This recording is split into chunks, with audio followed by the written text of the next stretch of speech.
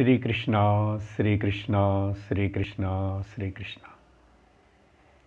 गुरुर्ब्रह्मा गुरुर्विष्णुः गुरुर्देवो महेश्वरः गुरुः साक्षात् परं ब्रह्म तस्मै श्री गुरवे नमः। तस्मै श्री गुरवे नमः। सच्चिदानन्दरूपाय विश्वोत्पत्त्यादिहेतवे तापत्रयविनाशाय श्रीकृष्णाय वयं नुमः। सर्वत्र गोविन्दनामसङ्कीर्तनं गोविन्द गोविन्द। रङ्गेश मां पाहि रङ्गेश मां पाहि रङ्गेश मां पाहि रङ्गेश मां पाहि रङ्गेश मां पाहि रङ्गप्रभो रङ्गेश मां पाहि रङ्गेश मां पाहि रङ्गेश मां पाहि रङ्गप्रभो रङ्गेश मां पाहि रङ्गेश मां पाहि रङ्गेश मां पाहि रङ्गप्रभो रङ्गेश मां पाहि रङ्गेश मां पाहि रङ्गेश मां पाहि रङ्गप्रभो रङ्गप्रभो रङ्गप्रभो रङ्गप्रभो रङ्गप्रभो रङ्गेश मां पाहि रङ्गेश मां पाहि रङ्गेश मां पाहि रङ्गप्रभो रङ्गेश मां पाहि रङ्गेश मां पाहि रङ्गेश मां पाहि रङ्गप्रभो रङ्गप्रभो रङ्गप्रभो रङ्गप्रभो रङ्गप्रभो रङ्गप्रभो रङ्गप्रभो रङ्गप्रभो रङ्गप्रभो रङ्गेश मां पाहि रङ्गेश मां पाहि रङ्गेश मां पाहि रङ्गप्रभो रङ्गप्रभो रङ्गप्रभो। श्री रंगनाथ स्वामी की जय।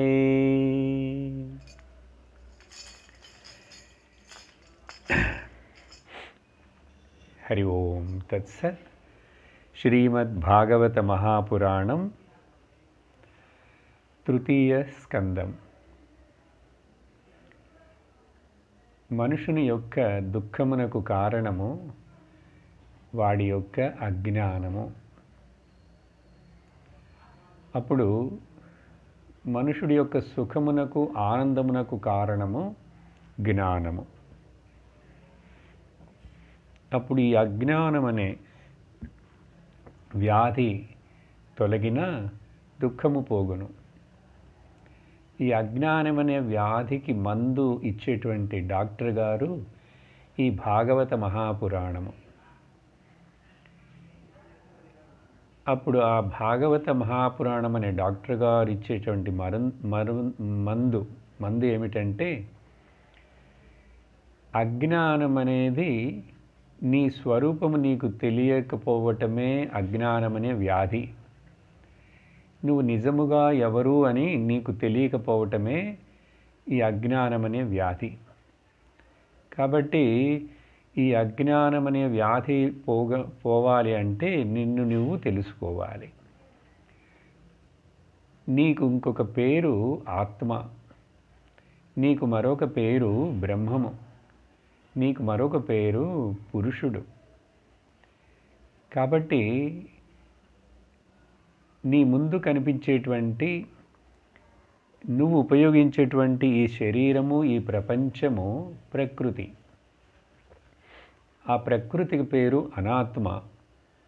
ఆ ప్రకృతి వికృతితోటి కూడి ఉన్నటువంటిది.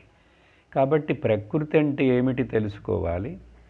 దానిలో 24 తత్వములు ఉన్నాయని, అవన్నీ మారుతూనే ఉంటాయని చెప్పి, అవన్నీ సత్యముగా నిజముగా లేవు అని కానీ ఉన్నట్లుగా కనిపిస్తే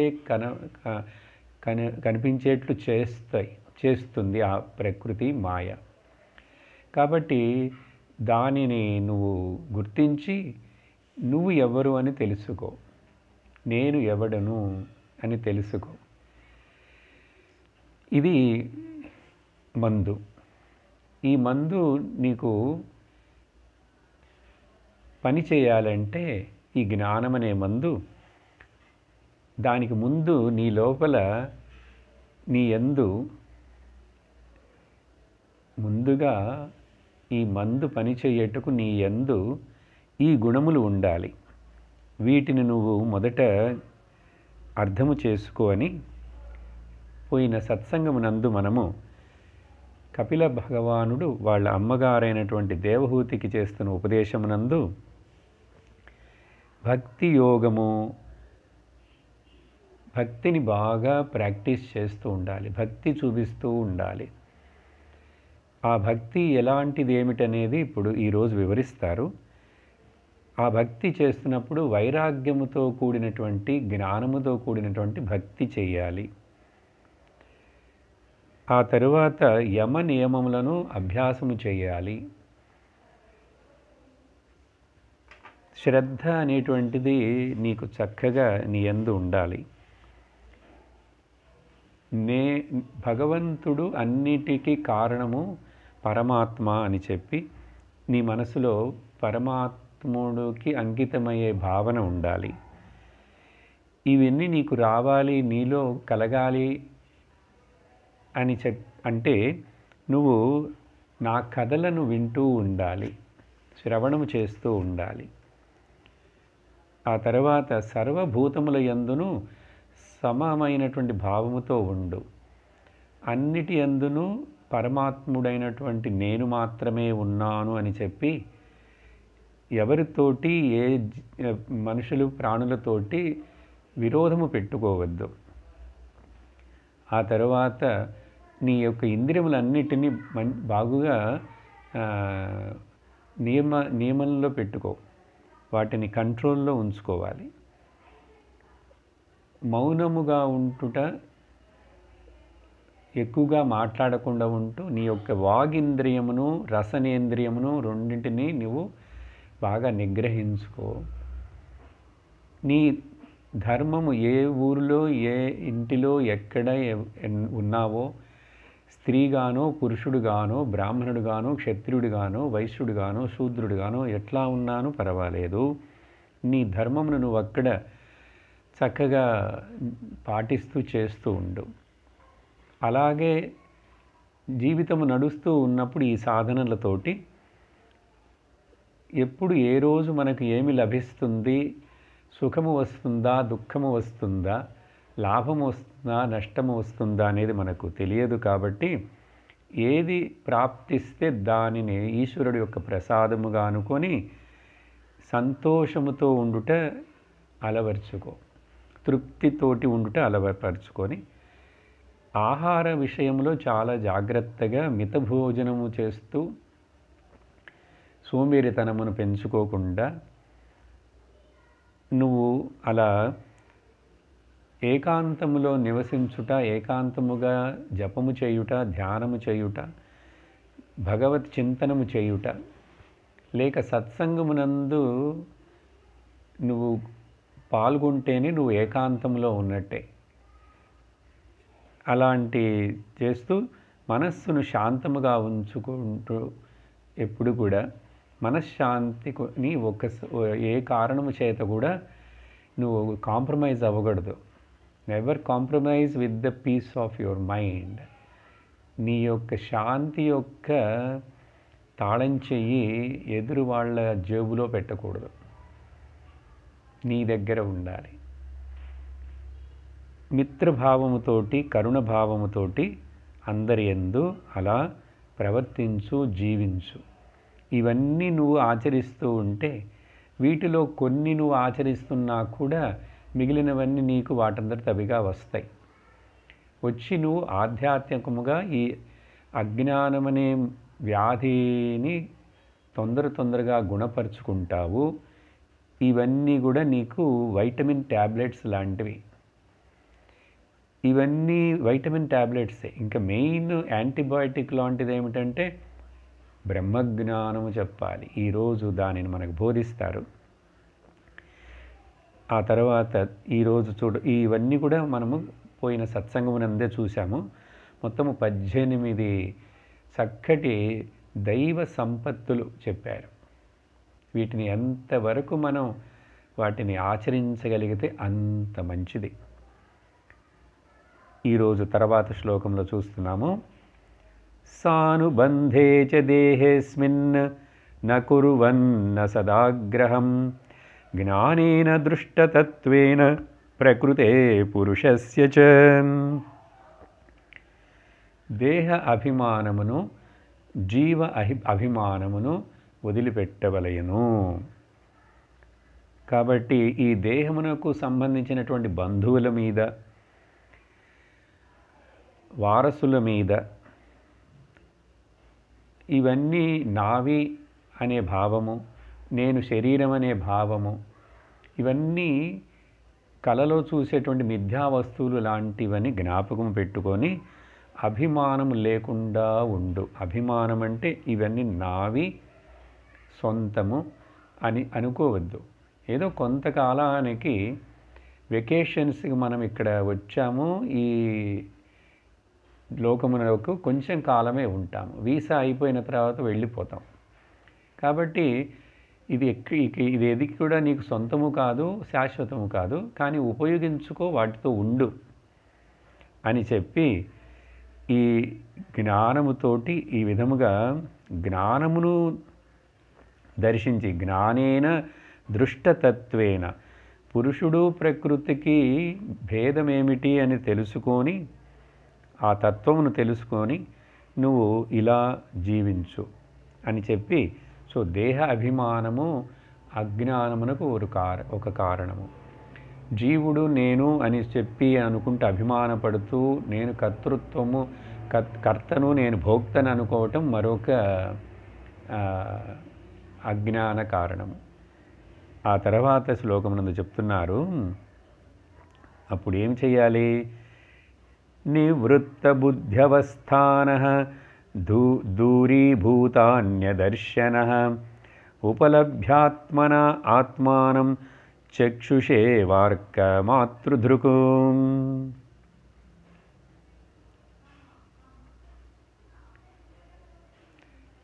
కన్నుతోటి, కన్నుకు అధిష్టానమైన దేవత సూర్యుడు, ఆ కన్నుకు అధిష్టానమైన దేవత అయిన సూర్యుడిని చూచుటకు ఆ కన్నుని మనం ఎలా ఉపయోగిస్తున్నామో చూడండి.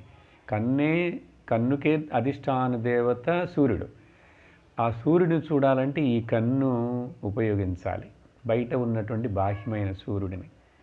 అలాగే ఈ ప్రకృతి పురుషుల యొక్క భేదం ఏమిటనేటువంటిది వివేకము చేత గుర్తించాలి. జాగ్రత్త, స్వప్నం, సుషుప్తి, మెలకువ స్థితి, కలగనే స్థితి, నిద్రపోయి, ఈ మూడిటిని కూడా, ఇవన్నీ ఈ మూడు బుద్ధికి సంబంధించినవే కానీ ఇది పురుషుడికి సంబంధించినవి కాదు. ఆత్మకు వాటితో సంబంధము లేదు, ఎటువంటి లేపనము వాటికి అవ్వదు, ఆత్మకు అవ్వదు. కాబట్టి ఇది గుర్తించి ఆత్మ తప్ప, ఈశ్వరుడు తప్ప మరొకటి అభిన్నముగా ఏది కూడా లేదు. దూరీభూత అన్యదర్శన రెండవది ఇంకేదో ఉన్నది భగవంతుడు తప్ప మరొక వస్తువు ఉన్నదనే భావనని తొలగించుకో. ఇలా తొలగించితే ఆ కన్ను ఎట్లాగైతే సూర్యుడిని చూసిందో అలాగే ఇప్పుడు ఈ ప్రాక్టీస్ చేయటం వల్ల పైన ఇన్ని చెప్పినవన్నీ మన యొక్క మనస్సు ఏమైంది, ఇప్పుడు అంతఃకరణము శుద్ధమైనది. అటువంటి శుద్ధమైన అంతఃకరణమునందే తన యొక్క స్వరూపం ఆత్మని తెలుసుకొని ఆ పరమాత్మకు ఈ జీవాత్మకు భేదము లేదని తెలుసుకొని జీవ బ్రహ్మ ఐక్యము ఏర్పడటం వలన, ఇది ఎక్కడండి, జ్ఞాన రూపంలో బుద్ధిలో ఏర్పడటం వలన జీవన్ముక్తుడు అవుతాడు ఆ మనుషుడు.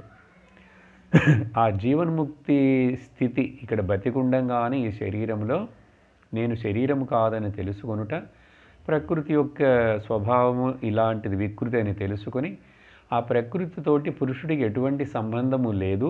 కానీ పురుషుడు ఉంటేనే కానీ ఆ ప్రకృతి పనిచేయదు. కాబట్టి ప్రకృతి పురుషుడిని ఏమీ బాధించటం లేదని తెలుసుకొని జీవించుటకు పేరు జీవన్ముక్తి.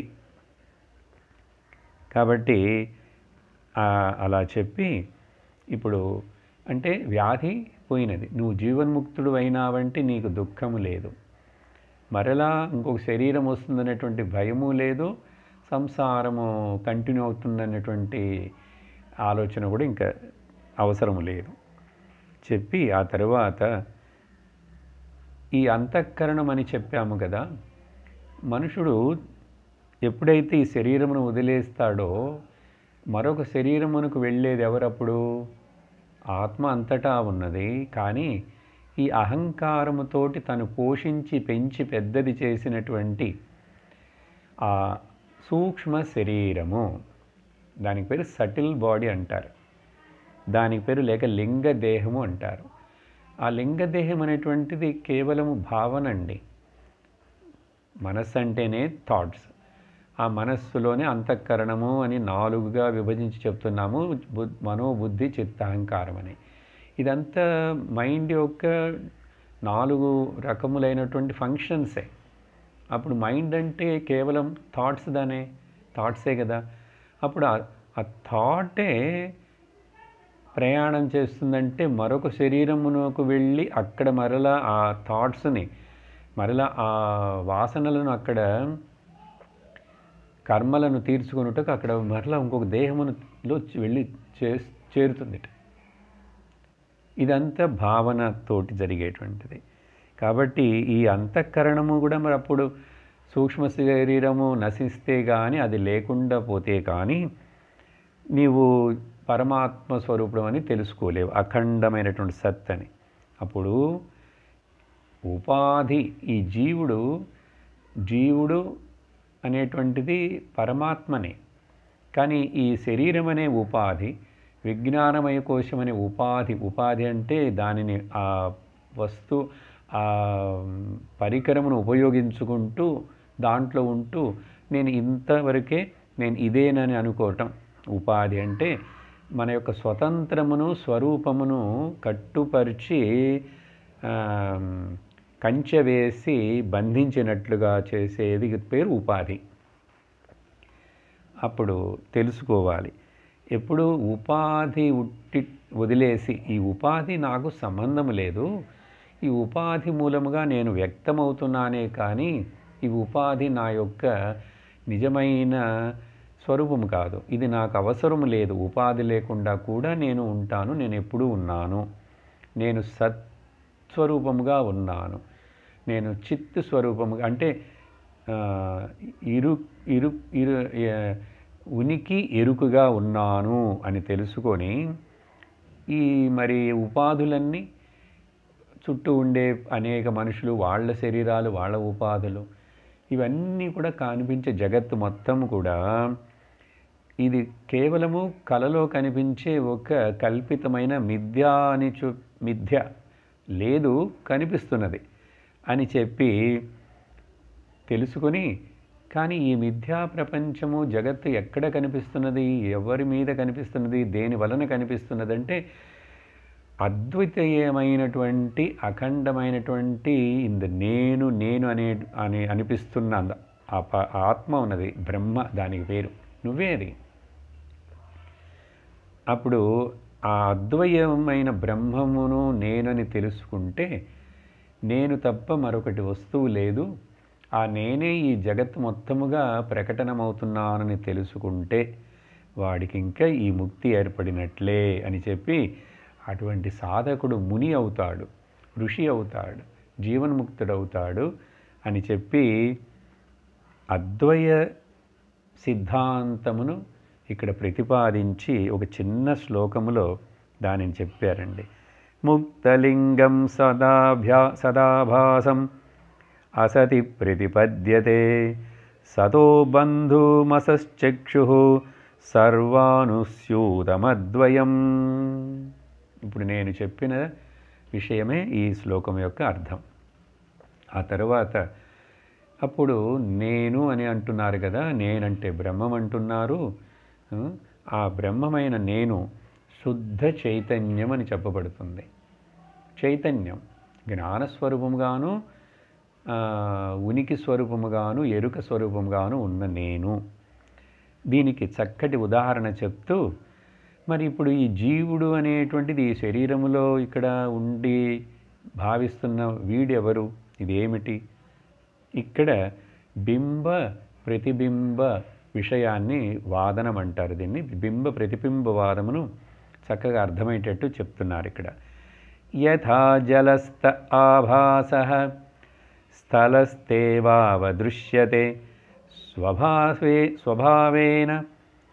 స్వభాసేన తదా సూర్యః జలస్థేన దివి స్థితః. చూడండి, చక్కటి ఉదాహరణ ఇస్తూ వివరిస్తున్నారు. ఇప్పుడు మన ఇంటి ముందు బయట పంచలో ఒక నీళ్లు నిలుచున్నాయి. అక్కడ బకెట్లోనో లేక తొట్టిలోనో లేక వర్షము వచ్చి నీళ్లు నిలుచున్నాయి. ఆ నీటిలో నుంచి ఒక సూర్యుడి యొక్క ప్రతిబింబము, ఆ నీటిలో పడినటువంటి ప్రతిబింబము మన ఇంటి పంచలో అక్కడ గోడ మీద వెలుతురుని స్పెషల్గా తెలియజేస్తుంది. ఒక అద్దము పెట్టినాను సరే, నీళ్లు కానీ ఒక స్టీల్ గిన్నె పెట్టినా కూడా, ఏదో అక్కడ ఎండబెట్టడానికి ఆరబెట్టడానికి ఏదో గిన్నెలో పెట్టాం, ఒక స్టీల్ బిందెలో. ఆ బిందె మీద పడ్డ ఆ సూర్యుడి యొక్క ప్రకాశము ఆ స్టీల్కి దానిని రిఫ్లెక్ట్ చేసే గుణం ఉంది కాబట్టి అది వచ్చి మన ఇంటి లోపల పంచలో ఎక్కడ ఆ గోడ మీద పడి బాగా కనిపిస్తుంది. అదే చెప్తున్నారు ఇక్కడ. అప్పుడు ఇంటిలో గోడ మీద పడినటువంటి ఆ సూర్యుడి యొక్క వెలుతురు స్పెషల్గా ఒక లైట్ ఫోకస్గా దానిని అది ఎక్కడి నుంచి వచ్చిందని చెప్పి మనము దానిని గమనిస్తూ వెళితే ఎక్కడికి వెళతాం? ఆ నీళ్ల దగ్గరికి వెళతాం. నీళ్ళల్లో ఉన్నటువంటి ఆ బింబము, ఆ ప్రతిబింబం ఎక్కడి నుంచి వచ్చిందని చెప్పి మనం పరిశీలిస్తే అట్లా ఆకాశంలో ఉన్నటువంటి సూర్యుడు అని చెప్పి తెలుస్తుంది. సో మొత్తం ఇప్పుడు ఇక్కడ ఎన్ని చెప్పారు? 3. ఆకాశంలో ఉన్నటువంటి సూర్యుడు బింబము, దాని తర్వాత నీళ్ళల్లో కనిపించేటువంటి సూర్యుడు ఒక ప్రతిబింబము, ఆ నీళ్లలో పడినటువంటి ప్రతిబింబమే మరలా మన ఇంటి గోడ మీద పడింది ఇంకొక ప్రతిబింబం. చూడండి 3. ఎందుకు ఇది చెప్తున్నారు? ఏమి చెప్పాలి ఇప్పుడు అర్థం చేసుకోవాలంటే, ఇలాగే పరమాత్మ శుద్ధ చైతన్యం, బింబ చైతన్యం, అది ఈ విజ్ఞానమయ కోశమనే బుద్ధి అనేటువంటి పాలిష్డ్ షైనింగ్ ఇన్స్ట్రుమెంట్లో పడినప్పుడు అది ప్రకాశించి ఆ బుద్ధి ప్రకాశము వలన దానికి మరొక పేరు కూడా చిదాభాసం అని కూడా చెప్తారండి వేదాంతంలో. అది తర్వాత ఈ శరీరం మొత్తమును కూడా చైతన్యం చేస్తున్నది. చూసారా? 3 శరీరము చైతన్యముగా ఉండి ఇప్పుడు ఈ మాట్లాడుతున్నది, చేతులు ఆడిస్తున్నది, కళ్ళు ఆర్పుతున్నది, ఇదంతా చైతన్యం ఉండుటకు ఈ ఎక్కడి నుంచి వచ్చినది? అహంకారం అని చెప్పబడే, బుద్ధి అని చెప్పబడే, చిదాభాసం అని చెప్పబడే ఆ ఇన్స్ట్రుమెంట్ అది ఎక్కడో లేదు, నా లోపలే ఉన్నది, ఇక్కడే. ఆ బుద్ధి ప్రకాశము వలన దాని దగ్గర నుంచి ఈ శరీరం మొత్తం ఆ చైతన్యమును బారో చేసుకుంటున్నది, అద్దెకి తీసుకుంటున్నది. అప్పుడు ఇప్పుడు శరీరం నుంచి మనము బుద్ధి దగ్గరికి మన అటెన్షన్ని డైవర్ట్ చేయాలి. ఆ బుద్ధి అహంకారంలో మనకు తెలుస్తున్నటువంటి ఆ చైతన్యం ఎక్కడి నుంచి వచ్చిందని చింతన చేస్తే ఈ బుద్ధికి కూడా చైతన్యం అనేది పరమాత్మ చైతన్యంలో నుంచి వచ్చినదని, ఆ పరమాత్మ స్వరూపుడను నేనేనని ఇప్పుడు తెలియక అజ్ఞానం వలన జీవుడు అని అనుకుంటున్నాను, కానీ వాస్తవమునకు నేను పరమాత్మ స్వరూపుడను అని తెలుసుకుంటావు. కాబట్టి బుద్ధి, మనస్సు, ఇంద్రియములు, జగత్తు ఇవన్నీ ఈ పరమాత్మ చైతన్యం వలన ప్రకాశమవుతున్నాయి అని చెప్పి, అప్పుడు ఎలా గమనించేది? పరమాత్మ పరమాత్మ అంటున్నారు, బ్రహ్మం అంటున్నారు, ఆత్మ అంటున్నారు, దాన్ని ఎట్లా తెలుసుకుంటామంటే తర్వాత ఒక శ్లోకమునందు మన యొక్క నిద్ర అవస్థను గురించి వర్ణిస్తున్నారండి. వేదాంతములో అన్ని పురాణ శాస్త్రముల యందును ఉపనిషత్తులందును ఈ నిద్రను గురించి, నీకు నిద్ర కలుగుతున్నది కదా ప్రతిరోజు, ఆ నిద్రను నువ్వు ఎప్పుడైనా గమనిస్తున్నావా? నిద్ర అంటే ఏమిటి? అక్కడ ఏమవుతున్నది? యాక్చువల్గా అక్కడ ఏం గుర్తు లేకుండా అవుతున్నది? అక్కడ ఏ ఆనందము అనుభవిస్తున్నాను నేను? ఏమీ లేకుండా ఎట్లా ఆనందం అనుభవిస్తున్నాను? ఇవన్నీ ప్రశ్నలు రావాలి మనస్సులో. అలా ప్రశ్నలు వచ్చినప్పుడు ఇక్కడ చెప్తున్నారు, ఈ నిద్రావస్థలో ఏమవుతుందిట, సూక్ష్మభూతములు అంటే ఈ శరీరము తర్వాత ఇంద్రియములు, మనస్సు, బుద్ధి ఇవన్నీ కలిసి ఇక్కడ నేను అని అనుకుంటున్నాను కదా, వీటిని కోశాలని కూడా అంటారు. అన్నమయ కోశం అంటే గ్రాస్ బాడీ, ప్రాణమయ కోశం అంటే వైటల్ బాడీ, మనోమయ కోశం మెంటల్ బాడీ, విజ్ఞానమయ కోశం ఇంటలెక్చువల్ బాడీ. ఇవన్నీ 4.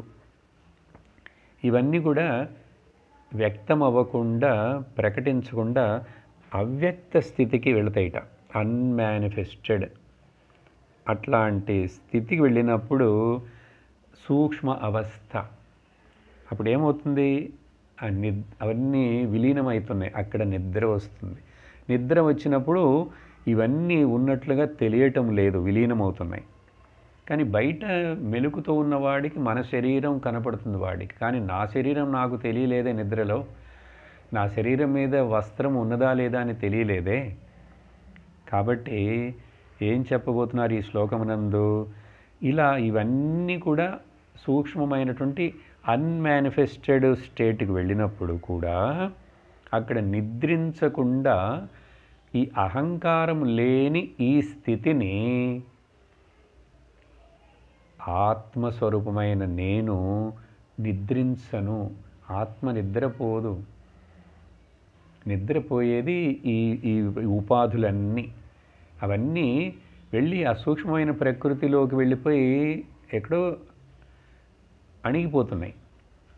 అణిగిపోయినప్పుడు ఏమి తెలియటం లేదు, అది ఏమి తెలియటం లేదు. అక్కడ నాకు అహంకారము తెలియలేదు, నేను స్త్రీ అని తెలియదు, పురుషుని తెలియదు, నేను డబ్బున్నవాడిని, ధనవంతుడిని, బీదవాడిని, ఏమీ తెలియలేదంటే అహంకారము కూడా అణిగిపోయినది తత్కాలమునకు. అప్పుడు ఆ చైతన్యం నిద్రించకుండా అది నిత్యము దృక్కుగానే, ద్రష్టగానే ఉన్నది. కాబట్టి ఈ అహంకారం లేని ఆ నిద్ర అవస్థను కూడా తెలుసుకుంటున్నది. ఈ విధముగా నువ్వు గుర్తించు, ఈ విధముగా గుర్తించు, చింతన చెయ్యి అని చెప్పి ఆ తరువాత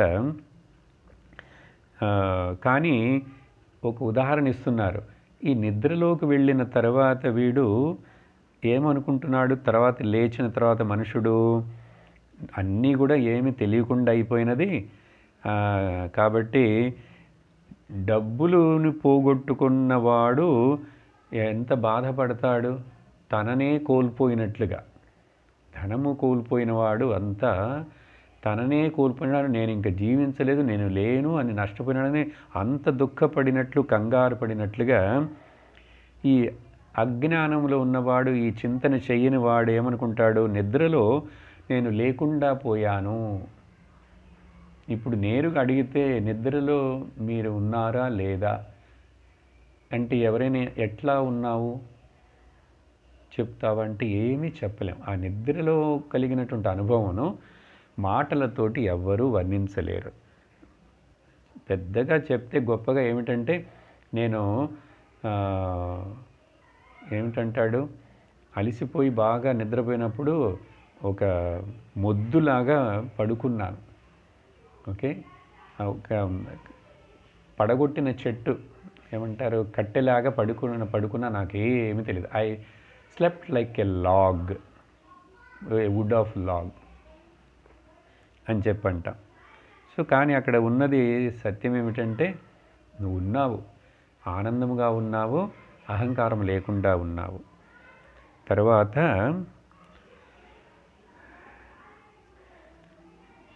ఇప్పుడు ఆ నేను అనే ఆత్మ చైతన్యం ఈరోజు చెప్పే ఈ టాపిక్ అంతా కూడా ఇది ఏంటనండి, పురుషుడి యొక్క తత్వము, మన యొక్క నిజస్వరూపం అంటే జ్ఞానబోధం చేస్తున్నారు. అందుకని కొంచెం నిద్రపోకుండా కాన్సన్ట్రేషన్గా వినండి. ఇది మనకు ఇదే మందు, ఇది తెలుసుకోవటమే. ఇప్పుడు చెప్పిన ఈ దేహము, ఇంద్రియములు, మనస్సు, బుద్ధి, అహంకారం ఇవన్నీ కూడా ఆత్మ చైతన్యము మీద ఆధారపడి, ఆ అధిష్టానముగా ఉన్నటువంటి నా మీద ఆధారపడి ఉన్నవి అని చెప్పి, లేకపోతే అవి భాషించవని చెప్పి, నేనుంటే నా మనస్సు, నేనుంటే నా శరీరం, నేనుంటే నా వాళ్ళు, నేను అనేది లేకుండా అవన్నీ ఉంటాయా? ఉండవు. కాబట్టి నేను అనేది ముఖ్యం. కానీ ఈ నేను అనేటువంటిది అహంకారం నేను కాదు. అంత అహంకారం అనే ప్రతిబింబం ఉండుటకు కూడా కారణమైన బింబమును నేను. చూడండి, వాస్తవమైన బింబమును నేను. బింబము సత్యమా, ప్రతిబింబము సత్యమా? ఎన్నోసార్లు అద్దం చూసుకుంటారు కదా, పొద్దున లేచినప్పటి నుంచి. ఎక్కువ సార్లు మనం చేసేటటువంటిది ఏంటంటే, మన మొహాన్ని మనం చూసుకుంటాం. అది ఎంత అసహ్యంగా ఉన్నానో, అందంగా ఉన్నానో వాళ్ళు అందంగా ఉన్నారు అనుకుంటుంటారు అందరూ. పర్వాలేదు, వాళ్ళు నచ్చుతారు. కాబట్టి అద్దమును చూసుకుంటామే. అప్పుడు అక్కడ చూసినప్పుడు నా ముఖము ముఖ్యమా, అద్దములో కనపడే ఆ ప్రతిబింబము ముఖ్యమా? ప్రతిబింబము వేరే కాదు, నా యొక్క ప్రతిబింబమే. కానీ నేను లేకుండా ప్రతిబింబం ఉంటుందా? ప్రశ్నించుకోండి, ఉండదు. నేను మాత్రమే ఉన్నాను అంటే అప్పుడు ఆత్మ మాత్రమే ఉంది. ఈ జీవుడు అనేటువంటిది ఒక కల్పన మాత్రమే. ఈ అహంకార అభిమానము అని తెలియుట జ్ఞానోదయము. ఇంతవరకు చెప్పిన తర్వాత చాలా చక్కగా చూడండి, సింపుల్గా అద్వైత తత్వమును మొత్తమును చెప్పేశారు ఫ్యూ శ్లోకసం. అది వింటున్నటువంటి దేవహూతికి చక్కటి ఒక సూక్ష్మమైన చింతన వచ్చి అద్భుతమైన ప్రశ్న వేస్తున్నది. దేవహూతిరువాచ పురుషం ప్రకృతిర్బ్రహ్మన్ న విముంచతి కర్హిచిత్ అన్యోన్యాపాశ్రయత్వాశ్చ నిత్యత్వాదనయో ప్రభో. ఓ పరమేశ్వర, కపిల భగవానే, ఈ ప్రకృతి పురుషులు ఒకదానిని ఇంకొకటి ఆశ్రయించి రెండు ఎప్పుడు కలిసే ఉంటున్నాయి. కాబట్టి ఆశ్రయించి ఉండుటచే ఈ ప్రకృతి పురుషులు ఎప్పుడు నిత్యముగా ఉన్నవే, అవి నిత్యముగా కనిపించుతున్నవే. కావున అందుకని ఏమంటారు, ఈ ప్రకృతి అనేటువంటిది ఈ పురుషుడిని విడిచి ఏ కాలంలో కూడా తాను సపరేట్గా ఒంటరిగా ఉండదు, శివశక్తులులాగా అని చెప్పి. ఎందుకంటే ఈ ప్రకృతి పురుషుడి మీద ఆధారపడిందని ఇప్పుడే చివరి శ్లోకంలో చెప్పారు. కాబట్టి ప్రకృతి అనేది పురుషుడితోటి ఎప్పుడూ కలిసే ఉంటుంటుంది. ఇవి రెండు కూడా సత్యముగానే కనపడుతున్నవే. అని చెప్పి ఉదాహరణ చెప్తున్నది చూడండి తను. ఏమిటంటే ఎట్లాగైతే భూమి యొక్క గంధ తన్మాత్ర, భూమికి యొక్క తన్మాత్ర అండి. ఈ వర్షము ఫస్ట్గా ఎండలన్నీ పోయిన తర్వాత మొదట వర్షం పడినప్పుడు చూడండి, భూమిలో నుంచి ఒక చక్కటి వాసన వస్తుంది. అది ఎలాంటి వాసన అనేటువంటిది చెప్పలేం. మట్టి యొక్క గంధం అది. మొదటిసారి రెయిన్ వచ్చినప్పుడు అది చాలా డిఫరెంట్గా ఉంటుంది. అందుకనే పుణ్యోగంధం పృథివ్యాంచ అని భగవద్గీతలో ఆ భూమిలో వచ్చే ఆ గంధం ఉన్నదే వాసన, అది నేను అంటున్నారు ఆయన విభూతి యోగం చెప్పేటప్పుడు. అలాగే నీళ్ళల్లో ఉన్నటువంటి ఆ రుచి అనేటువంటిది, నీరుకి సపరేట్గా దానికంటూ ఒక రుచి లేదు, కానీ అన్ని రుచులను కలిగించడానికి ఆ నీరు ఉండాలి. అట్లాగే నీటిని రసమును ఎట్లా అయితే, రసం అంటే రుచిని వేరు చేయలేమో, భూమి యొక్క వాసనా శక్తిని వేరు చేయలేమో, ఇంకోటి కూడా తీసుకోండి, అగ్ని యొక్క బర్నింగ్ పవర్, ఆ దహన శక్తిని వేరు చేయగలమా? దహన శక్తి వేరుగాను అగ్ని వేరుగా ఉండవు కదా. కాబట్టి ఇదే విధంగా ఈ ప్రకృతి, బుద్ధికి పేరు ప్రకృతి, బుద్ధి తర్వాత పురుషుడు ఒకదానిని విడిచి మరొకటి ఉండలేరే, రెండు కలిసే కదా ఎప్పుడు ఉంటాయి. అలా ఉంటున్నప్పుడు ఎట్లా వీటిని ప్రకృతిని మనము ప్రకృతి వలనక ఏర్పడేటువంటి తర్వాత శ్లోకంలో తనే అడుగుతున్నదండి. ఈ శ్లోకమును చదువుతాను.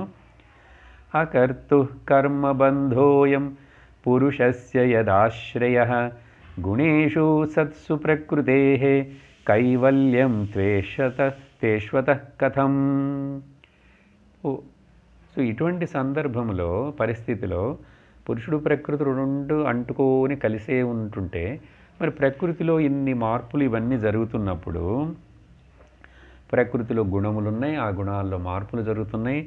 అటువంటి ఆ గుణములతో తాదాత్మ్యము చెందినటువంటి దానితో పాటుగానే నివసిస్తున్నటువంటి ఈ పురుషుడికి ఆ గుణములచే ఏర్పడేటువంటి కర్మల వలన, ఆ గుణముల వలన చేసే కర్మల వలన ఏర్పడే బంధము ఈ పురుషుడికి అంటుకోదా? చూడండి, ఇదే మెయిన్ క్వశ్చన్, జాగ్రత్తగా వినండి. ఈ పురుషుడు ఆత్మ అనేది దానికి ఈ ప్రకృతి శరీరము చేస్తున్నటువంటి అహంకారం చేస్తున్నటువంటి కర్మల వలన, ఆ కర్మల వలన వచ్చే బంధము అప్పుడు పురుషుడికి అంటుకోకుండా ఎట్లా ఉంటుంది? కర్మబంధం పురుషుడికి కూడా అంటుకుంటుంది కదా. కానీ శాస్త్రం ఏమి చెప్తున్నది? ఆ పురుషుడికి కర్మబంధము లేదు అంటున్నది. మొదట శ్లోకం చూసాం చూడండి, ముందు సత్సంగమునందు నిరాకారుడు నిస్సంగుడు అని చెప్పి మొదటి శ్లోకం భగవంతుడు కపిలుడు చెప్పినది. అలా అని చెప్పి మీరు అన్నారు, కానీ నాకు తెలియటం లేదే, ఇక్కడ సందేహముగా ఉన్నది. అప్పుడు కర్మబంధము నుండి విముక్తి లేకపోతే తనకు ఆ కైవల్యము, మోక్షం అనేటువంటిది ఎట్లా సాధ్యపడుతుంది, జీవన్ముక్తి అని అడుగుతున్నది. అడిగి మరలా ఒకవేళ పురుషుడికి ఆత్మజ్ఞానము ఇట్లాంటి విచారణ వలన ఈ సంసారం యొక్క భయము పోవచ్చు, తీవ్రమైనటువంటి భయము. ఇది విన్న తర్వాత, ఇవన్నీ తెలుసుకున్న తర్వాత ఇది ఒక కళ లాంటిది, ఇది భగవంతుడి యొక్క లీల, అందుకని నువ్వు ఓర్చుకో, తట్టుకో, అన్నిటినీ ఈశ్వరుడు యొక్క ప్రసాదంగా తీసుకు, ఇవన్నీ చెప్తే భయము తొలగచ్చు సంసారం గురించి. కానీ మరలా ఇటువంటి భయము, సంసారము మరలా ప్రాప్తమవ్వదు అనేది ఎట్లా నిరూపించగలరు? ఎందుకంటే జీవన్ముక్తి ఉన్నవాడికి ఇది విదేహముక్తి కూడా. విదేహముక్తి అంటే తర్వాత మరలా జన్మ లేదు, తర్వాత ఇంకో శరీరము రాదు, కాబట్టి విదేహముక్తి. కానీ నాకు సందేహముగా ఉన్నది, మరలా టెంపరీగా మేబీ భయం పోవచ్చు మనలాగా. మనకు చూడండి, సత్సంగంలో వింటున్నప్పుడు ఇవన్నీ చక్కగా శ్రద్ధతోటి వింటుంటే కొంచెం మనస్సు శాంతముగా ఉంది, ఇప్పుడు అంతగా కోపం రావటం లేదు, నేను ఇప్పుడు అంతగా ఎవరిని ద్వేషించటం లేదు, ఎవరితోటి పోట్లాడటం లేదు, నా వలన ఇంట్లో అందరూ మెచ్చుకుంటున్నారు. శాంతముగా ఉన్నది, నువ్వు చాలా మారావే ఇప్పుడు, సత్సంగము భాగవతం అన్ని విన్న తర్వాత అంటుంటారు అసలు. అందుకని మనం ఇంకా జాగ్రత్తగా ఉండాలి. మనల్ని అందరూ గమనిస్తూ ఉంటారు. మరలా ఎప్పుడైనా కోపం వచ్చి అట్లా ఉంటే మరలా వేలు పెట్టి చూపిస్తారు. ఏంటి ఇంతకుముందు అట్లా బాగున్నావు కదా, అట్లా ఇప్పుడు ఏమైంది, మళ్ళీ మళ్ళీ కోపాలు వస్తున్నాయి, నువ్వు ఇట్లా మారిపోయావు అంటారు. అందుకని సో మరలా సత్సంగము వినలేదనుకోండి కొద్ది రోజులు, మరలా మొదటికి వచ్చేస్తాం, స్క్వేర్ వన్కి వచ్చేస్తాం. ఈ ఇత్తడి రాగి పాత్రలు చూడండి, వాటికి అప్పుడప్పుడు ప్రతిరోజు కనుక ఆ చింతపండు వేసి రుద్దకపోతే ఒక్కరోజు వదిలిపెట్టినా వెంటనే చిలుము పడుతుంది, నల్లగా అయిపోతుంది. చాలా రోజులు చేయకపోతే దాని యొక్క అసలు రూపమే తెలియదు, రంగు తెలియదు. అన్ని మరల తర్వాత అప్పుడు ఎక్కువ చింతపండు వేసి ఊరబెట్టి నానబెట్టి రుద్దాల్సి వస్తుంది. అట్లా అవుతుందే ఈ సంసార భయం, మళ్ళీ రావచ్చు కదా అంటుంది. అంటే ఇప్పుడు దానికి బదులు చెప్తూ శ్రీ భగవానువాచ, ఈమెడు అడిగినటువంటి ఆ ప్రశ్నకి నేరుగా మొదట సమాధానం చెప్పకుండా భగవంతుడు మరలా ఏం చెప్తున్నాడు, ఒక 7 సాధనా పద్ధతులు చెప్తున్నారు. చూడండి, ఇప్పుడే కదా 18 సాధనల గురించి చెప్పారు. మరలా ఆ చెప్పినవే కొంచెం చెప్పినట్లుగా ఉంటాయి, మరలా జ్ఞాపకం చేస్తారు. ఇదే ఎందుకంటే అభ్యాసం. వినగ వినగ తినగ తినగ వేము తీయగ నుండు పలుక పలుక రాగము అనేది ఉంది కదా వేమన పద్యం. అట్లాగే వినగ వినగ ఆ అభ్యాసం అవుతుంది. అప్పుడు మనస్సు లోపల మారుతుంది, విషయాన్ని తెలుసుకుంటుంది. అందుకని ఈ విషయములు మరలా చెప్పినట్టు సాధనలుగా మొదట ఒక 3 శ్లోకములలో ఒక 7 విషయములను చెప్తున్నారండి. ఏమిటంటే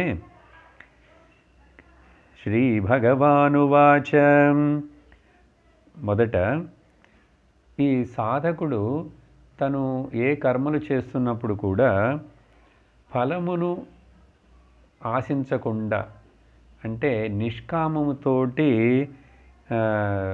మనస్సులో ఈశ్వరుడు యొక్క అర్పణ భావముతోటి స్వధర్మమును చేస్తుండాలి. ఇప్పుడు మన పిల్లలను పోషించటం, భార్యను పోషించటం, ఇవన్నీ అందరికీ గృహస్థులకు ఉన్నాయి ఈ రెస్పాన్సిబిలిటీస్.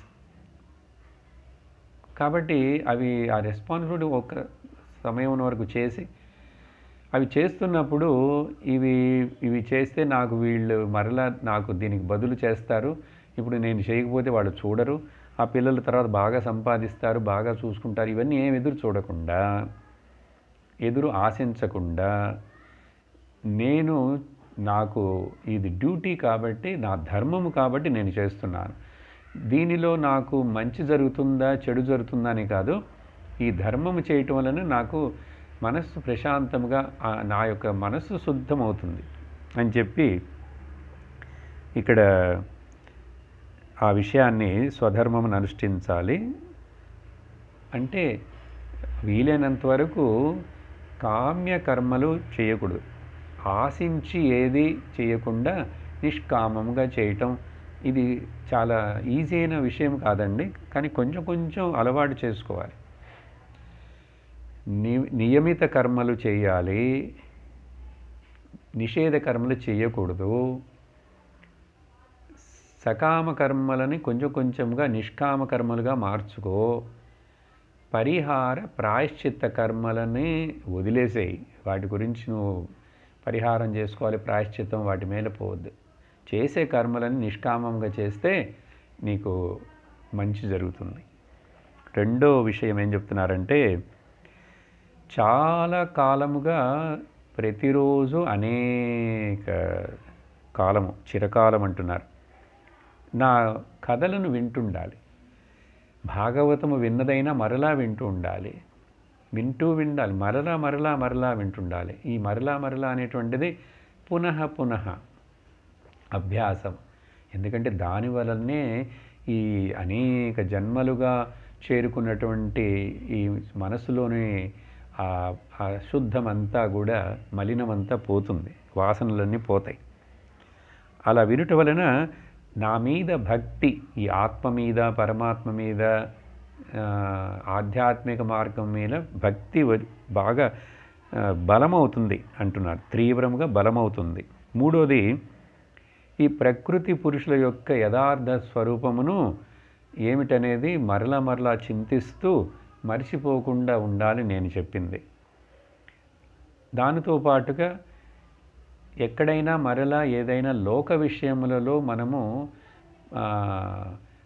వాటితో సంగము ఏర్పడి వాటి మీద మనకు ఎక్కువ మమకారము ఏర్పడుతున్నదా, అటాచ్మెంట్ ఏర్పడకుండా ఉండేట్లు వైరాగ్యం, ఆ వైరాగ్యం కూడా బలిష్టమైన వైరాగ్యం ఉండాలంటున్నారండి.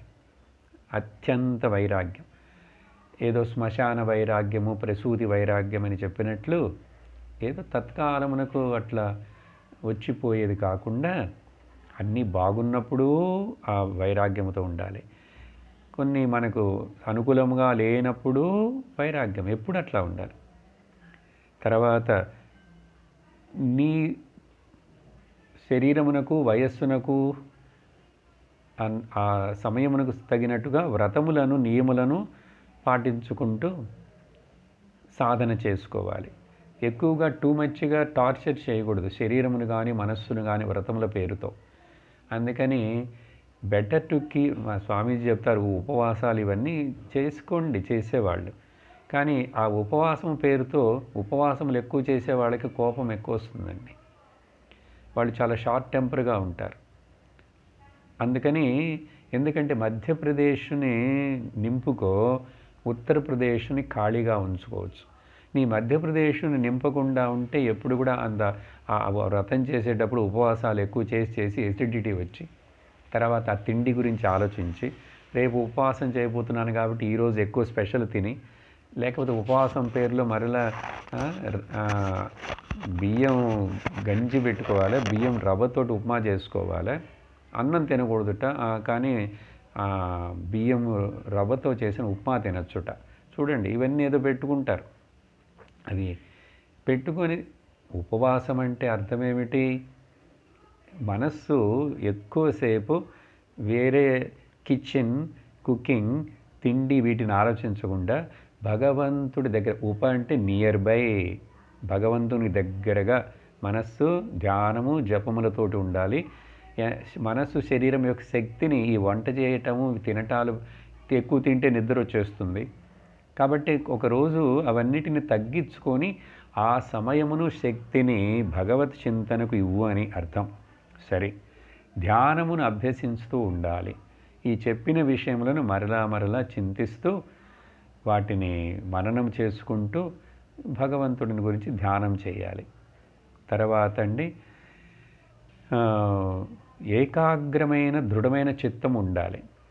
కొద్ది రోజులు ఇది విందాము, కొద్ది రోజులు అది విందాము, కొద్ది రోజులు ఆ గుడికి వెళదాము, కొద్ది రోజులు ఈ గుడికి వెళదాము, కొద్ది రోజులు ఈ దేవుడిని ఆరాధిస్తారు, వాళ్ళందరూ అక్కడ ఎక్కువ మంది వెళుతున్నారే, ఆ ఊరు బాలాజీ ఈ ఊరు బాలాజీకి బాగా పవర్ ఉందిట ఇప్పుడు అని చెప్పి ఇట్లా తిరగకు.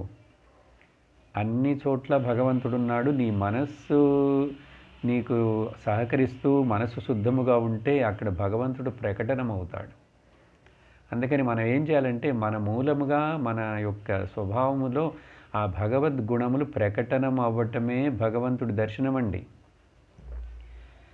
ఇప్పుడు పైన చెప్పిన అన్ని మంచి స్వభావాలని, దైవ గుణము, దైవ సంపత్తి, అవి ప్రకటనమైతే భగవంతుడు ప్రకటనమవుతున్నట్లు. లేకపోతే అహంకారుడు, జీవుడు, అసురుడు మనలో నుంచి ప్రకటనమవుతాడు. కాబట్టి let us allow our body mind complex as a counter for the Lord to function. అందుకనే ఈ భాగవతంలో, ఈ కృష్ణ అవతారంలో వస్తుంది కదా, ఈ ఫ్లూట్ లాగా let us be as instrument on the lips of the God, let the Lord play. ఈ జీవితం అనే ఇన్స్ట్రుమెంటుని ఆ భగవంతుడి చేతిలో పెడతాం. ఆయన ఇందులో నుంచి చక్కటి మ్యూజిక్ని వచ్చేట్లుగా రప్పిస్తాడు. కాబట్టి let us be as the instruments in the hands of the God. Ramakrishna పరమహంసలు చెప్తారు, అమ్మ ఒక యంత్రి, అమ్మ చేతులు, అమ్మ అంటే కాళీ చేతిలో నేను ఒక యంత్రమును అంటాడు ఆయన. అలా ఉండాలి. అందుకని దానికి పేరే శరణాగతి భావం. తల వంచి అణుకు మణుకుతో భగవంతుడు ముందుండేది. అందుకని ఏకాగ్రతతో చేస్తుండాలి. మనసుని అక్కడిక్కడ పరిగెట్లు చేయొద్దు.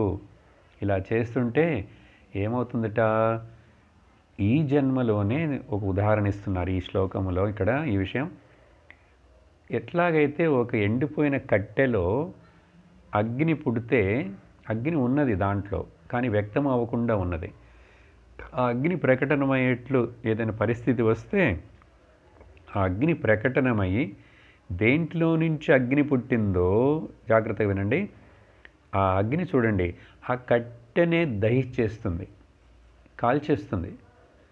అట్లాగే అవిద్య ఏం చేస్తుందట, ఇక్కడే ఇప్పుడు అవిద్య ఉన్నది, ఇక్కడే జ్ఞానం వస్తే ఈ లోపలి నుంచి వచ్చినటువంటి జ్ఞానము ఏది వినటం వలన బుద్ధిలో జరిగేటువంటి ఇంటలెక్చువల్ కాగ్నిషన్ అంటారు, ఆ దృష్టికోణంలో మార్పు వస్తే ఆ పాత తప్పైనటువంటి దృష్టికోణం తొలగిపోతుంది అని చెప్పి చిన్న చిన్నగా అవిద్య దహించబడి అంతర్ధానమైపోతుంది, కనుమరుగైపోతుంది అన్నారు. చెప్పి ఇలా సాధన చేస్తూ వచ్చేటువంటి జ్ఞాని యొక్క స్థితి ఎలా ఉంటుందంటే, ఇతడు పరమానంద స్వరూపుడు. సో పురుషుడు ఇప్పుడు ఆమె అడిగినటువంటి ప్రశ్నకు ఇక్కడి నుంచి సమాధానం చెప్తున్నారు. ఈ పైన చెప్పినవన్నీ కూడా సాధనలుగా ఇవన్నీ ఉండాలి. అర్థం నువ్వు ఇంకా అమ్మా నీకు ఈ సందేహములు పోవాలంటే నువ్వు ఇంకా కొన్ని సంవత్సరములు ఈ ధ్యానము ఇవన్నీ చేయాలి, వైరాగ్యంతో ఉంటూ ఉంటే కాలక్రమంగా నీకు ఈ సమాధానం దొరికి ఈ ప్రశ్న తీరిపోతుంది అని చెప్తే, ఇప్పుడు నువ్వు అడిగావే ఆ ప్రకృతి పురుషుడు ఒకటిగా ఉంటున్నప్పుడు పురుషుడికి కూడా ఆ బంధము రాదా అని, అది రాదు అని చెప్పుటకి ఇప్పుడు ఈయన ఏం చెప్తున్నారు, భుక్త భోగా పరిత్యక్త దృష్ట దోషాచ నిత్యశః నేశ్వరస్యాశుభం దత్తే స్వే మహిమ్ని స్థితస్య చ. ఈ ప్రకృతి అనేటువంటిది ఎప్పుడు కూడా మారుతూనే ఉంటున్నది. అది మాత్రమే కాదు, అది మారుతూ ఉండటం వలన దానిలో ఎప్పుడు కూడా దుఃఖమునకు అది కారణమవుతున్నది. చూడండి, మన శరీరము మారుతూ ఉంటే మనకు నచ్చలేదు, కానీ ఏదైనా చేయగలమా? జుట్టు నెరిసిపోకుండా ఉండేందుకు ఏమైనా చేయగలరా? ఏమి చేయగలరంటే బ్యూటీ పార్లర్లకు వెళ్ళి రంగు వేసుకుంటామంటే అది అన్యాచురల్ కాదు కదా, న్యాచురల్ కాదు కదా. అందుకని అది ఎట్లా ప్రకృతిలో పళ్ళు ఊడిపోతాయి, మోకాళ్ళు నొప్పులు వస్తాయి, ముసలితనము వస్తుంది, అన్నీ వస్తాయి. ఇవన్నీ ప్రకృతిలో దుఃఖం. ఇది మారకూడదు, ఇట్లా ఉండాలని నేను పట్టుదల పడితే నాకు దుఃఖం. ఇప్పుడు ఈ వివేక్ ఏం చేస్తాడుట, నేను పురుషుడిని, నాకు ఈ శరీరమునకు సంబంధం లేదు, నాహం దేహం, నేను దేహమును కాదు. అప్పుడు నేను ఎవరిని? కోహం సోహం, ఐ యామ్ దట్ పరమాత్మ స్వరూపం అని బుద్ధిలో తెలుసుకున్నవాడు తాదాత్మ్యమును చెందడు.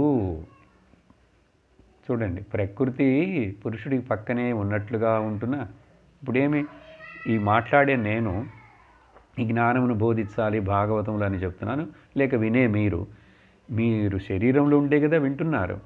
ఈ ప్రకృతితో కలిసినటువంటి శరీరం లేకపోతే, ఆ శరీరంలో ఉన్నటువంటి నోరుతోటి మాట్లాడకపోతే ఈ మాటలు ఎట్లా బయటకు వస్తాయి? కాబట్టి ఉంది, కానీ నాకు బాగా తెలుసు ఈ శరీరము కొన్ని రోజుల తర్వాత ఉండదు, ఈ శరీరము మారుతూ ఉంటుంది, ఇది ప్రకృతికి సంబంధించినది. కానీ నేను దీంతో తాదాత్మ్యము చెందకుండా సాక్షీభావంతో ఉంటాను, ఇండిఫరెంట్గా ఉంటూ ఉండాలి. అలా ఇండిఫరెంట్గా ఉంటూ ఉంటే ఆనందం. ఎందుకంటే నా స్వరూపం ఆనందము కాబట్టి. సో ఇట్లా తాదాత్మ్యం చెందకుండా నా యొక్క నిజస్వరూపం ఉంది సత్ చిత్తు ఆనందం. ఆనంద స్వరూపుడైనటువంటి నాకు నా ఈ ప్రకృతి నన్ను ఏమి చేయగలదు? నేను స్వతంత్రుడనుగా ఉన్నాను. ఆ ప్రకృతి శరీరం లేకనప్పుడు కూడా నేనున్నాను. నిద్రలో ఉన్నాను కదా నేను. నిద్ర శరీరం లేకుండా నేను ఉన్నాను ఆనందంగానే అని చెప్పి పురుషుడు తెలుసుకొని ఈ ప్రకృతి వలన ఏర్పడేటువంటి ఈ సంసారము వలన వచ్చే అంత అమంగళమైనటువంటి ఈ విషయమును తొలగించుకుంటాడు.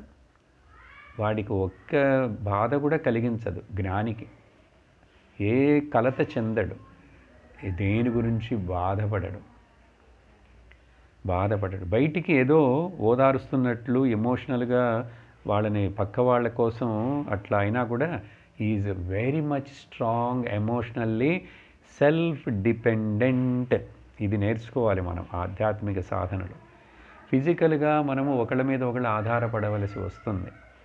ఒకడికి ఒంట్లో బాగలేకపోతే హాస్పిటల్కి తీసుకెళ్ళటానికి పక్కన ఎవరో హెల్ప్ చేయాలి ఉంటారు. కానీ ఎమోషనల్గా మనము ఎవరి మీద కూడా ఆధారపడకూడదు. నా మీద నేను ఆధారపడాలి. అట్లా ఎమోషనల్గా ఎవరి మీద ఆధారపడకుండా నా మీద నేను ఆధారపడి ఉండేవాడికి పేరు జ్ఞాని. దానికి పేరే జీవన్ముక్తి. దానికి పేరే స్థితప్రజ్ఞుడు అంటాడు భగవంతుడు భగవద్గీతలో. అలా చెప్పి కనుక తర్వాత శ్లోకములో ఈ విషయమును ఉదాహరణతోటి వివరిస్తున్నారండి. ఏమిటంటే ఇప్పుడు కళ గురించి, నిద్ర గురించి చెప్పారు. కళ మనము ఈ మూడిటిని మనం బాగా గమనించాలి. ఈ మూడు అవస్థలు ఏమిటి? ఈ మూడు అవస్థలు ఏ అవస్థలండి? మెలకువ, కళ, నిద్ర.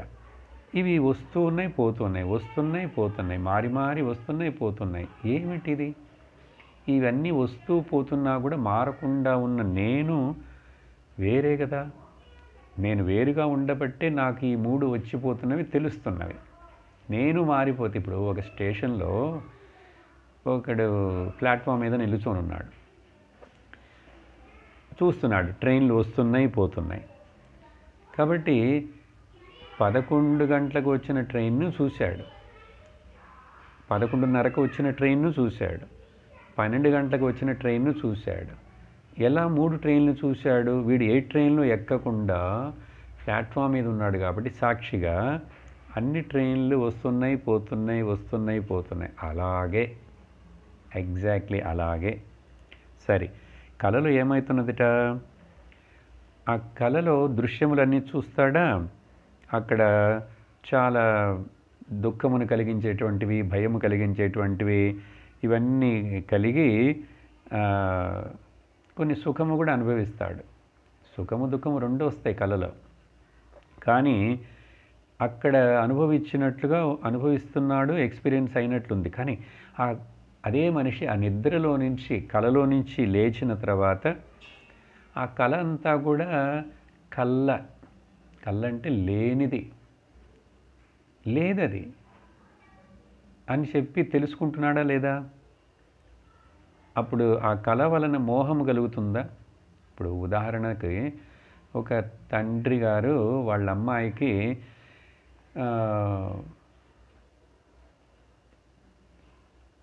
పెళ్లి చేయుటకు వరుడుని వెతుకుతున్నాడు ఆయన. ఇది కొంచెం కష్టమే కదా. ఈ రోజులు వాళ్ళు ఎత్తుకుంటున్నారు అనుకోండి. ఆయన చాలా గడపలు ఎక్కాడు, దిగాడు, 100 మీద పైగా జాతకాలని చూసి ఏమీ సెటిల్ అవ్వటం లేదు. ఈయన ఈ ఆలోచనలే ఉంటూ ఉండటం వలన పగలంతా రాత్రి కలలో అవే వస్తాయి. కలలో చక్కగటి ఒక పెళ్లి కొడుకు దొరికాడు, ఒక వరుడు దొరికాడు, అన్నీ సెటిల్ అయినాయి, అన్నీ కూడా నిశ్చితార్థమైనట్లు, తాంబూలాలు తీసుకున్నట్లు అన్నీ అయినాయి. కానీ టక్కన మెళుకు వచ్చేసింది, ఇంకా పెళ్ళి అవ్వలేదు. మెళుకు వచ్చిన తర్వాత ఇప్పుడు ఆయన ఆ కలలో చూసిన పెళ్లి కొడుకు ఎక్కడున్నాడని వెతుకుతూ వెళతాడా?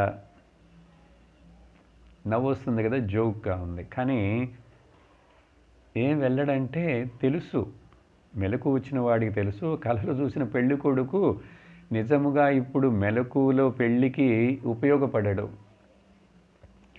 అలాగే కలలో వచ్చినటువంటి లాటరీ డబ్బులు మెలకువలో ఉన్నటువంటి అప్పును తీర్చుటకు ఉపయోగపడవు అని వీడు తెలుసుకున్నాడు. ఇప్పుడు మోహం చెందడు కదా, దానికోసం ప్రయత్నం చేయడు, పరిగెత్తడు. అదే విధముగా ఇప్పుడు ఎందుకు చెప్తున్నారు ఇదంటే, యదైవ మధ్యాత్మరతః కాలేన బహుజన్మన సర్వత్ర జాత వైరాగ్య ఆ బ్రహ్మ భువనాన్ముని. ఇప్పుడు జ్ఞాని ఈ విషయములను సాధన చేస్తూ ఉన్నటువంటి జ్ఞాని ముముక్షువుకి ఏమిటి, మెలకువలో చూస్తున్నవన్నీ కూడా ఒక కళ లాంటివే. ఇవన్నీ కూడా ఒక కళ లాంటివే. కాబట్టి వీటిలో నేను మోహం చెంది దుఃఖపడుటకు ఏమీ అవసరం లేదు అని చెప్పి బాగా అనేక సంవత్సరములు, ఎన్నో జన్మలుగా వీడు చేసి వచ్చినటువంటి సాధన వలన, పుణ్యము వలన ఈ జన్మలో ఇప్పుడు భాగవతము విని, ఈ ఆత్మజ్ఞాన విషయమును విని ఆత్మనిష్ట ఏర్పడుతుంది వాడికి. కాబట్టి జ్ఞాన మార్గమునకు రావటం, సత్సంగములో పాలు పంచుకొని వినటము, ఒక ఆధ్యాత్మిక గురువు మనకు జీవితంలో దొరకటం అనేటువంటిది భగవంతుడి యొక్క అత్యంత కృపండి. ఆ కృప దొరికిన వాళ్ళకే ఇటువంటి విషయము అర్థమవుతుంది, వినే భాగ్యము కలుగుతుంది, వాళ్ళల్లో మార్పు కలుగుతుంది. కాబట్టి ఆత్మనిష్ట వచ్చేస్తుంది. అటువంటి ఆత్మనిష్ట వచ్చిన వాడికి ఇప్పుడు ఈ పగలు చూసే ఈ శరీరము, ఈ జాగ్రత్త అవస్థలో ఉన్న లోకమంతా కూడా ఒక కళ లాంటిదే. అప్పుడు అలా అనుకున్నప్పుడు ఇంకా వాడికి వీటిలో దేని మీదైన వ్యామోహము, ఆశలు, కలతలు ఉంటాయా? ఉండవు. ఇక్కడ మాత్రమే కాదు, ఎటువంటి ఇప్పుడు వాడికి వైరాగ్యం వచ్చేసిందంటే అతనికి బ్రహ్మలోకము నుంచి ప్రారంభించి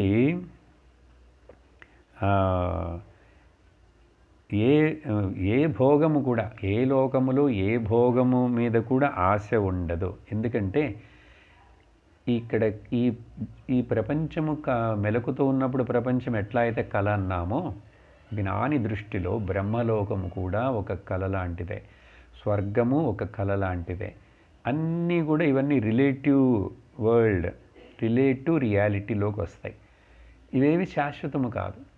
అందుకనే గమనించండి, పురాణాలు ఇవేవో టీవీలో అనేక, మీరు వేరే పురాణాలు కూడా కథలు వింటాం, మనం కూడా ఇక్కడ చెప్పాం. హిరణ్యకశపుడు, హిరణ్యాక్షుడు, అలాగైతే ఇంద్రుడి గురించి మనకి ఇంకా ఇంద్రుడి కథ ఇక్కడ ఏమి రాలేదు, మీకు తెలుసు. ఆ ఇంద్రుడు స్వర్గములో దేవతలకు అధిపతిగా ఉన్నవాడు ఎందుకు ఎప్పుడు భయపడుతూ ఉంటాడు? ఎందుకు అప్పుడప్పుడు తప్పుడు పనులు చేస్తూనే ఉంటాడు? మీ పురాణాల్లో కథలు టీవీలో చూసుంటారు. ఏ కథ అయినా తీసుకోండి, ఆ పురాణాల్లో అన్నీ కూడా ఈ దేవతలకి రాక్షసులకి యుద్ధం. ఆ ఇంద్రుడు ఏదో తప్పు చేస్తాడు అహంకారముతోటి, లేకపోతే అసురులు తపస్సు చేస్తారు, బ్రహ్మదేవుణ్ణి శివుణ్ణి పిలుస్తారు, వెంటనే నాకు చావు ఉండకూడదని వరం అడుగుతాడు. అన్ని కథలు ఇంతేనండి. ఆ తర్వాత అది పెద్ద సమస్య అవుతుంది. దానికోసం మరలా ఋషులు దేవతలు వెళ్ళి ప్రార్థించాలి. ఏమిటి వీటన్నిటి యొక్క తాత్పర్యం అంటే, నువ్వు 14 లోకములలో ఏ లోకమునకు వెళ్ళినను అవన్నీ కూడా అశాశ్వతములే అని చెప్పి భగవంతుడు భగవద్గీతలో కూడా చెప్పాడు. ఆ బ్రహ్మభువనాన్ లోకాః పునరావర్తినోర్జున. బ్రహ్మలోకంలో నుంచి ఏ లోకంలో ఎక్కడ నువ్వు పోయినా కూడా మరలా ఆ పుణ్యము నశించినప్పుడు నువ్వు మరలా తిరిగి ఈ భూలోకమునకు రావలసినదే. పుణ్యం ఎక్కువ ఉంటే దేవలోకములకు వెళతావు, పుణ్యము కొంచెం తగ్గిపోయినప్పుడు జోబులో డబ్బులు అయిపోతే హోటల్లో నుంచి 5 స్టార్ హోటల్ నుంచి ఖాళీ చేసి రావాలి. వీసా డేట్ అయిపోతుంటే మనం ఆ దేశం నుంచి బయలుదేరి వచ్చేసేయాలి కదా. అలాగా నీకు ఈ పుణ్యం అనేది నశించినప్పుడు ఆ వెంటనే పైనుంచి కిందకి నెట్టేస్తారు. ఆ తర్వాత ఒక్క క్షణం కూడా ఉండనివ్వరు. కాబట్టి పాపం ఎక్కువ చేస్తే క్రింద నీచమైన జన్మలకు వెళతావు. పాపము పుణ్యము సగము సగముగా ఉంటే 50-50 బిస్కెట్ లాగా ఈ మనుష్య లోకంలో పుడతావు. ఇక్కడ ఇప్పుడు కొంచెం నీకు బుద్ధి ఉపయోగించి వివేకంతోటి నువ్వు ఈ శాస్త్రమును వింటూ ఆధ్యాత్మిక జీవనం గడపాలని నువ్వు నిర్ణయించుకుంటే నీకు ముక్తి. కాబట్టి స్వర్గంలో ఉన్నటువంటి ఇంద్రుడికి ముక్తి లేదు. వాళ్ళందరూ కూడా ఏదో పుణ్యములు బాగా చేసి ఆ దేవతల యొక్క పోస్టు వాళ్ళకి వచ్చింది అంతే. బ్రహ్మదేవుడు కూడా ఆ పోస్టు కొంచెం రోజులే ఉంటుందిట. కాబట్టి ముక్తి జీవన జ్ఞాని అని అందుకని వాళ్ళందరూ కూడా మన భూలోకంలో పుట్టి ఆ మనుషులాగా చక్కగా సత్సంగమునకు వెళుతూ మహాత్ముల యొక్క సాంగత్యంలో ఉంటూ స్వర్గంలో ఏంటండి సత్సంగం దొరుకుతుందా? ఎప్పుడు చూసినా రంభ ఊర్వశి వీళ్ళ యొక్క డాన్సులు, నాన్ స్టాప్ డిస్కో పాప్ మ్యూజిక్లు, ఆర్కెస్ట్రా పాట కచేరీలు. వాళ్ళకి ఎక్కడప్పుడు ఆత్మజ్ఞానము భగవంతుడు. చూడండి, ఇవన్నీ ఏదో కథలని మనం క్రిటిసైజ్ చేయటం కాదు. ఆ కథల మూలముగా పురాణాలలో ఇన్ని చెప్పి ఇవన్నీ నిజమా నిజమో కాదో మనకేమి అర్థమైనది. అక్కడికి వెళ్ళినా కూడా ఏమి సుఖం ఉండదు. ఇంద్రుడికి ఎప్పుడు భయం, ఎందుకంటే ఎవరైనా తపస్సు చేసి తన పదవిని ఆక్రమిస్తారేమో అని చెప్పి వెంటనే అక్కడికి అప్సరసను పంపిస్తాడు. పంపించి ఆ తపస్సుని భంగం చేయి. ఏం బుద్ధి అది? ఎందుకు? అదే ఆశ, ఆ డిజైర్ ఉన్నంత వరకు ఆ భయం ఉంటూనే ఉంటుంది. కానీ జ్ఞాని విషయంలో జ్ఞానికి దేని మీద ఆశ లేదు. నేనేగా అంతటా వ్యాపించున్న బ్రహ్మమును మరలా ఈ కళలో ఉన్నటువంటి విషయం గురించి ఎవరైనా ఆశపడతారా? ఇది మొత్తము కళ అని చెప్పి తెలుసుకున్నాను కదా, అప్పుడు ఎట్లా కళ మీద నేను ఆశపడతాను? కళలో చూసిన ఎండమావుల నీళ్లను గురించి ఎవరైనా ప్రాజెక్టు నీళ్ళని కలెక్ట్ చేసుకోవాలని అంటారా? చేయరు. కాబట్టి ఈ విధముగా వైరాగ్యము కలుగుతుంది అని చెప్పి ఏంటికి ఇప్పుడు సారాంశం ఇక్కడ వరకు గీతలో భగవంతుడు చెప్పినట్లుగా భగవంతుడు 8వ అధ్యాయంలో చెప్తాడు. ప్రకృతి నా యొక్క శక్తి, దైవీ హేషా గుణమయీ. ఆ గుణములతో కూడినటువంటి దైవీ శక్తి మాయ, మమ మాయా దురత్యయ, అది నా యొక్క మాయ. అది అర్థము చేసుకొనుట, దానిని దాటి వచ్చుట, జయించుట చాలా కష్టం. మరి ఎట్లా భగవంతుడా, ఏమిటి మార్గం అంటే భయపడద్దు, కష్టము. అందుకని నేను ఇంకో వేరే మార్గం చెప్తాను. నీవెందుకు ఆ మాయను గురించి, ప్రకృతిని గురించి ఆలోచించి వాటిని జయించాలి అట్లా అంటావు, దాన్ని అనుభవించాలని? నువ్వు నా దగ్గరికి రా.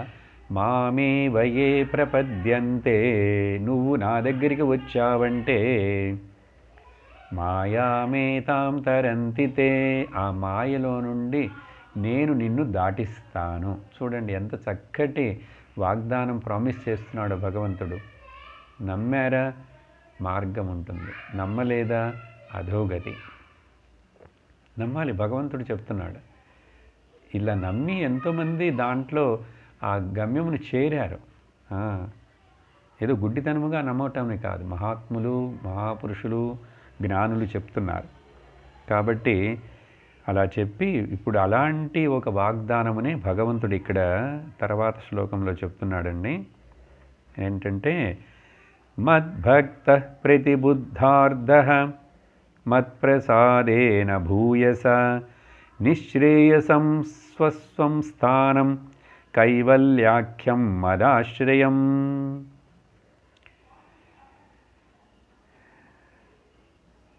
యద్గత్వాన నివర్తంతే యోగి లింగాద్వినిర్గమే. ఏం చెప్తున్నాడంటే ఇక్కడ, ఈ వైరాగ్యం ఎవరికైతే ఉన్నదో నాకు ఏమీ వద్దు, నా స్వరూపంలో నేను ఉంటే చాలు, నేను పూర్ణుడనని తెలుసుకుంటే వాడు నా భక్తుడు అంటున్నాడు. చూడండి, ఏదైనా ఆశపడేటువంటి వాడు భక్తుడు కాదండి. ఏది అడగడుట భక్తుడు. వివేకముతోటి స్వరూప జ్ఞానమును పొంది తనకు నాకు భేదము లేదని తెలుసుకొని, ఏ సంశయము లేదు, అమ్మా నీకు ఇప్పుడు సంశయము తొలగినదా, నువ్వేమిటో ప్రశ్నించావు కదా, ప్రకృతి ఏమి చెయ్యదు పురుషుడిని. నువ్వు ఆత్మని తెలుసుకున్నావంటే ఈ శరీర మనస్సు బుద్ధి అహంకారముల యొక్క బాధ నీకు ఉండదు. తెలుసుకో, అంతే. తెలుసుకొని వీటిని అట్లా పక్కన పెట్టేయి. అవేవో ఉంటాయి అంతే, దానివల్ల నీకేం అవ్వలేదు, అవ్వదు అని చెప్పి నువ్వు నిశ్చింతగా ఉండాలి.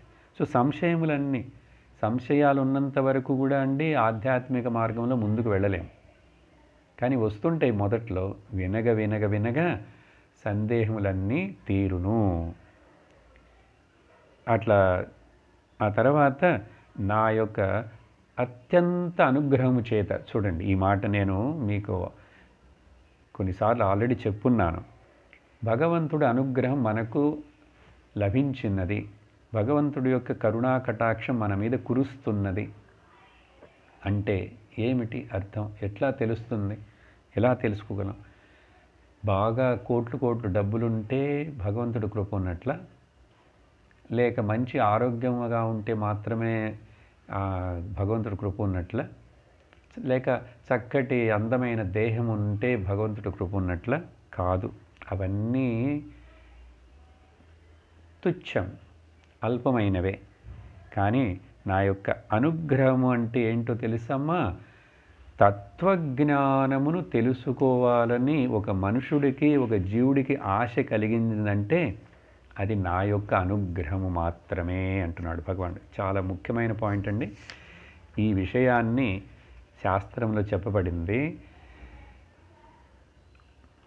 ఈశ్వర అనుగ్రహాదేవ పుంసాం అద్వైత వాసన. ఒక మనుషుడికి ఈ అద్వైత తత్వజ్ఞానమును, తన స్వరూప జ్ఞానము పొందాలనే ఆశ ఆ ఈశ్వరుడి యొక్క అనుగ్రహము చేత మాత్రమే ఏర్పడుతుంది. ఇప్పుడు భాగవతము మామూలుగా వేరేగా కథలు ఎన్నో చోట్ల వినొచ్చు. ఇప్పుడు ఈ విధముగా చాలా లోతుగా ఉన్నది ఉన్నట్లుగా ఎందుకు ఈ విషయం చెప్పబడినది ఇక్కడ అని చెప్పి వినేటువంటి భాగ్యము మనకు కలుగుతున్నది అంటే మనకు భగవంతుడు అత్యంతమైనటువంటి గొప్ప కృపని మనకు చేస్తున్నాడని అర్థం. భగవంతుడు చెప్తున్నాడు, మత్ప్రసాదేన అప్పుడే వాడికి నిశ్రేయస్కరమైనటువంటి ఈ తత్వజ్ఞానము ఏర్పడి ఈ జన్మలోనే బ్రహ్మ ఆత్మసాక్షాత్కారము ఏర్పడుతుంది. ఏమిటి ఆత్మసాక్షాత్కారము? నేను తను అనే రెండు లేకుండా ఉండేటువంటి అద్వయ భావన ఏర్పడి దేనిని మోక్షం అంటారో అటువంటి నిరతిశయమైనటువంటి నిరతిశయానంద జీవన్ముక్తిని పొందుతాడు. ఇంకా ఏ సందేహము లేదు, ఏ దుఃఖము లేదు. అట్లా ఆ జ్ఞానం ఏర్పడిందంటే ఈ లింగదేహము నశించిపోయినదని అర్థం. ఈ శరీరం ప్రారంభం ఉన్నంత వరకు ఉంటుంది. వాడికి ఇంక ఇప్పుడు ఆ లింగదేహముతో ఏంటి అజ్ఞానం ఉంటే కదా లింగదేహం ఉండాలి. నేను పురుషుడిని ఆత్మనని ఎప్పుడైతే గ్రహించానో ఇంకా నాకు సూక్ష్మ శరీరం ఏంటి, అదేంటి, నేను అన్ని చోట్ల ఉన్నది నేనే, సర్వత్రా వ్యాపించి ఉన్నది నేనే. ఇదేదో ఊరికి నేను చెప్పే డైలాగులు కాదండి, ఉపనిషత్తు మాటలు. మయ్యేవ సకలం జాతం కైవల్యోపనిషత్తులో డిక్లరేషన్ ఋషి చెప్తారు. ఆ ఋషి బోధన వలన అర్థం చేసుకున్న శిష్యుడు చెప్తున్నాడు ఇప్పుడు, నేనే మయ్యేవ సకలం జాతం, నా నుండియే ఇంత సర్వము ప్రకటనమవుతున్నది. మయి సర్వం ప్రతిష్ఠితం, అన్నీ నాయందే నిలిచి ఉంటున్నాయి. మయి సర్వం లయం యాతి, అన్నీ నాయందే కలిసిపోతున్నాయి. అటువంటి నేను తద్ బ్రహ్మ అహం అస్మి, తద్ బ్రహ్మ అద్వయ బ్రహ్మం నేను అయి ఉన్నాను. చూడండి, కాబట్టే నేను నేననేటువంటిది మనము ఏదో లెక్కలో వేసుకొని అలా అలవాటు పడిపోయినాం. ఇప్పుడు ఆ నేనుకి అర్థమే మారిపోతున్నది. కాబట్టే భగవంతుడు భగవద్గీతలో చెప్తాడు 15వ అధ్యాయంలో, వేదైశ్చ సర్వైః అహమేవ వేద్యః. అన్ని వేదముల యొక్క సారము, నువ్వు ఎన్ని పురాణాలు ఎంత చదువులు ఏవైనా చెప్పు, నేను అనేటువంటిది అసలు ఏమిటి నిజమైనదంటే, అక్కడ భగవంతుడు తనని చెప్పుకుంటూ నన్ను తెలుసుకోవటమే అన్ని వేదముల యొక్క సారాంశము, లక్ష్యము. ఇంకా ఆ నేను అనేటువంటిది అప్పుడు ఆయన మాత్రము కాదు కదా, ఆయన నేను ఒకటేగా. కాబట్టి ఈ నేను అనేటువంటిది ఏమిటనేది విచారించి తెలుసుకోవటమే అన్ని వేదముల సారం అని చెప్తున్నారండి. వాటి యొక్క లక్ష్యం అదే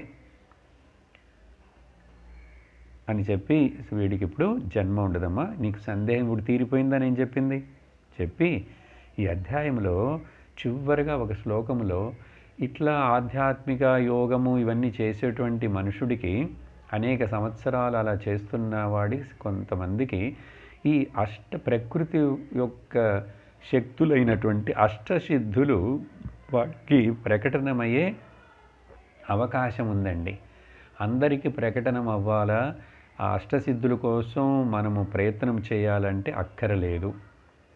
జ్ఞానమునకు అష్టసిద్ధులకు సంబంధం లేదండి. కాబట్టి యోగులు యోగులు వాళ్ళు అష్టసిద్ధుల కోసమే తపస్సు చేస్తారు. ఆ సిద్ధులు వచ్చిన తర్వాత వాటిని ఉపయోగించడం మొదలుపెట్టి ఆ సిద్ధులలోనే చిక్కుకుపోతాడు. అలా చెయ్యడు జ్ఞాని అని చెప్పి ఇక్కడ సూచనిస్తున్నారు ఇక్కడ చివరి శ్లోకములో.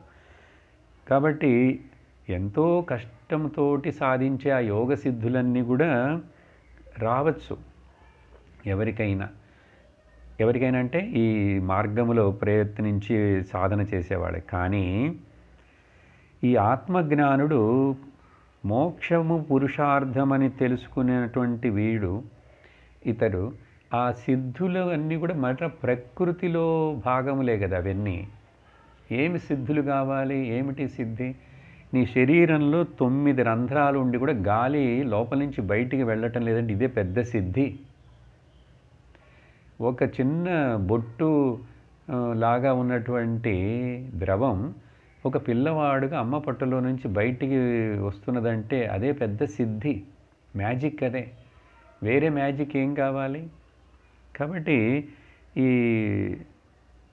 ఇతడు వాటిని లెక్క చేయడు, ఆ సిద్ధులని ఆహ్వానించడు, వాటిని పక్కన పెట్టేస్తాడు. వచ్చినా కూడా అప్పుడే వీడు పూర్ణమైనటువంటి జ్ఞానుడై మోక్షమును పొందుతాడు. అట్లాంటి వాడికి మాత్రమే మృత్యు భయము శాశ్వతముగా తొలగును తప్ప ఈ సిద్ధులు అన్ని పెట్టుకున్న వాడికి కూడా భయం ఉంటుందండి. సిద్ధులు అంటే ఏంటి? పవర్స్ ఏదో. ఇప్పుడు ఏంటి ఇంద్రుడికి లేని పవర్సా? ఇంద్రుడిని మనం చూడలేదు, ఆ కథల్లో పురాణాల్లో ఉన్నదే. దాన్ని చూద్దాం, అట్లాగే విచారం చేస్తే. చెప్పాను కదా, ఇంద్రుడికి అన్ని శక్తులు ఉన్నాయి, వజ్రాయుధం ఉంది, ఐరావతం ఉంది, ఎన్నో పవర్లు ఉన్నాయి. వర్షమునకు దేవత ఆయనే, మన చేతుల్లో శక్తినిచ్చేది ఇంద్రుడు దేవత అన్నాం. ఇన్ని చెప్పినా కూడా ఇక్కడ ఇంద్రుడు అంటే ఏమిటంటే మనస్సు. ఇంద్రుడంటే మనస్సు. ఇంద్రుడంటే మనస్సా? అదేమిటండి? ఆ విషయాన్ని వచ్చే సత్సంగంలో మనము తర్వాత అధ్యాయంలో మరల అష్టాంగ యోగ అభ్యాసములను గురించి చెప్తూ ఆ తర్వాత భక్తిని గురించి వివరిస్తారు. చక్కటి విషయాలు వస్తాయి. అప్పుడు చెప్తాను మనస్సు అనేటువంటిది ఎట్లా ఇంద్రుడని. మన మనస్సు ఎప్పుడు భయపడుతూ ఉంటుంది. ఇంద్రియములన్నిటికీ అధిష్టానం, దేవతలందరికీ అధిష్టానం ఇంద్రుడు ఎట్లాగో ఇంద్రియములన్నిటికీ అధిష్టానము మనస్సు. ఆ మనస్సే మరి ఎప్పుడు భయపడుతూ ఉంటుంది. ఈ ఇంద్రియములన్నిటి ఇవన్నీ సరిగ్గా పనిచేస్తాయా లేవా, నేను చెప్పినట్లు వింటాయా లేవా అని చెప్పి ఎప్పుడు వాటిని వెనక ఉండి నెడుతూ ఉంటుంది. అది చూడు, ఇది చూడు, అది తీసుకో, అది వాసన చూడు, ఇది గ్రహించు, అది విను. ఈ మనసుకి ఎప్పుడు భయం. ఆ విషయాన్ని మనం కొంచెం కూలంకషంగా వచ్చే సత్సంగమునందు విచారిద్దాం.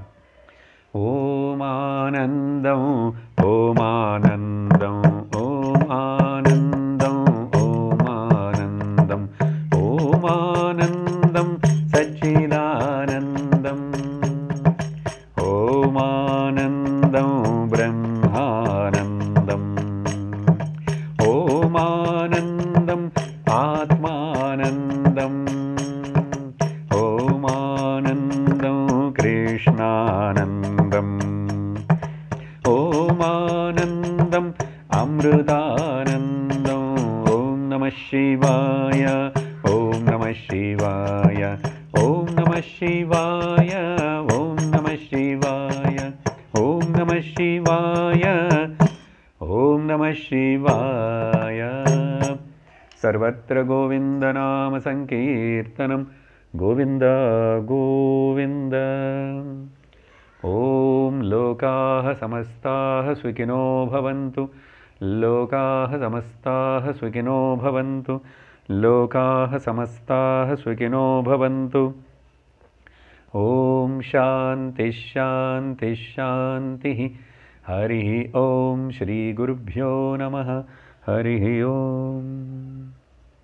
హరి ఓం తత్సత్.